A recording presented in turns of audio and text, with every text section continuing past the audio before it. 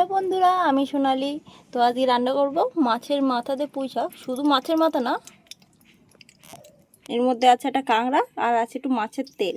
কাতলা মাছের মাথা, কাতলা মাছের তেল আর একটা কাঁকড়া। এদিকে তেল দিয়ে দিয়েছি কড়াই। মাছের মাথাটাকে আগে ভেজে নেব। এদিকে মাছ হয়ে যাচ্ছে আর এক সাইডে এই ভাত রান্না হচ্ছে। মাছের মাথা ভাজা হয়ে গেছে, মাছের মাথাটাকে তুলে নিচ্ছি।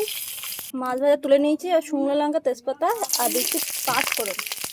এর মধ্যে দিয়ে দিচ্ছি মাছের তেলটাকে।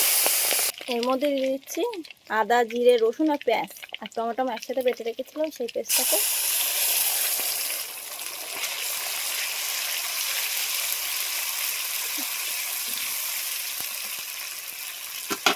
লবণ দিয়ে দিচ্ছি, হলুদ,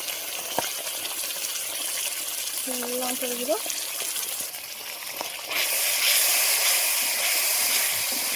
দিয়ে দিচ্ছি বেশ খানিকটা চিনি।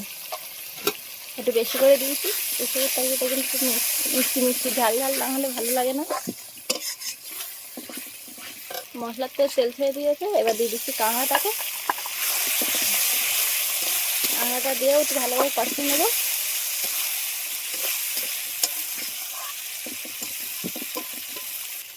কাঁকড়াটা দিয়ে একটু কষিয়ে নিয়েছি। এবার দিয়ে দিচ্ছি মাছের মাথাটা।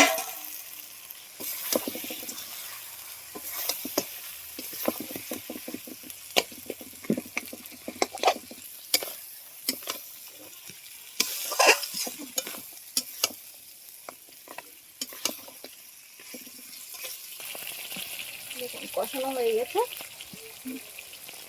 এবার দিয়ে দিচ্ছি পুঁই শাক।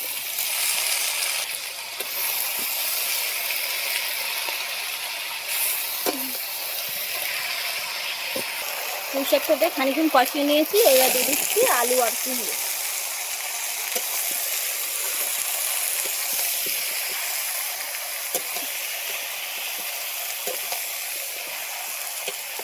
আলু কুমড়োটাকে দিয়ে ভালোভাবে কষিয়ে নেবো। আবার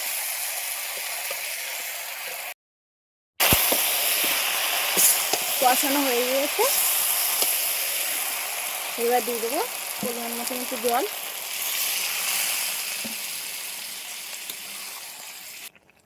দিয়ে দিয়েছি পরিমাণ মতন জল। আমার ভিডিওগুলো যদি ভালো লেগে থাকে তাহলে লাইক, কমেন্ট এবং সাবস্ক্রাইব করে যাবেন। দেখুন তরকারিটা কিন্তু ফুটে উঠেছে। পুঁই শাকের তরকারিটা কিন্তু একদম শুকনো শুকনো করবো।